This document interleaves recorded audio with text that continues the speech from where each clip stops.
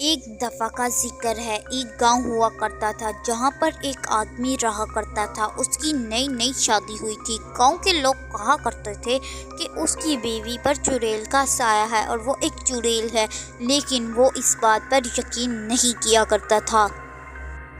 भाई बात सुन, तेरी बीवी एक चुड़ैल है, उस पर चुड़ैल का साया है। भाई मुझे डराने की कोशिश मत कर, ऐसा कुछ नहीं होता है। मैं तुझे डराने की कोशिश नहीं कर रहा, बल्कि मैं तो तुम्हें बता रहा हूँ कि तुम्हारी बीवी एक चुड़ैल है। तुम उसे तलाक दे दो वरना वो तुम्हें मार डालेगी। मेरी बात का यकीन करो। अरे चुड़ैल होती नहीं है तो उस पर साया कैसे हो गया? रात के वक़्त उसकी बीवी खड़ी होती है, कहीं जाने लगती है। उसके शौहर को प्यास लगती है। वो देखता है कि उसकी बीवी कहीं जा रही है। वो उसका पीछा करता है, तभी वो एक चुड़ैल में तब्दील हो जाती है। उसका शौहर ये देखकर बहुत ज़्यादा डर जाता है। वो भागते भागते अपने दोस्त के पास जाता है। तभी उसको मालूम होता है कि गांव वालों ने ठीक कहा था। भाई भाई मेरी बीवी एक चुड़ैल है।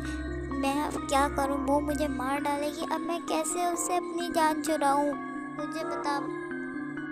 भाई मैंने तो तुझे पहले ही कहा था कि तेरी बीवी एक चुड़ैल है, लेकिन तूने मेरी बात को समझा ही नहीं। और गाँव वालों ने भी तुझे मना किया था कि उससे शादी मत कर, लेकिन तुझे तो यही कहना था कि इतनी प्यारी लड़की कैसे चुड़ैल हो सकती है। भाई मुझे माफ़ कर दे, लेकिन अब ये तो बता, मैं इससे जान कैसे छुड़ा सकता हूँ? कुछ तो तरीका बता। भाई उसे तलाक दे दे, तेरी जान छूट जाएगी। भाई तेरा आइडिया तो ठीक है, मैं उसे तलाक तो दे दूंगा, लेकिन अगर उसने मुझे कुछ कहा तो मैं तो मर जाऊंगा। वो मेरे खून की प्यासी है आगे ही। भाई ये बात तो है। हाँ, तुम ऐसा करना, आयतल कुर्सी पढ़ कर जाना और फिर उसे तलाक दे देना और उस पर फूंक मार देना आयतल कुर्सी की, इस तरह से वो जल जाएगी। भाई तुम्हारा शुक्रिया, तुम ही मेरे सच्चे दोस्त हो, क्योंकि तुम मेरी मुसीबत में काम आए।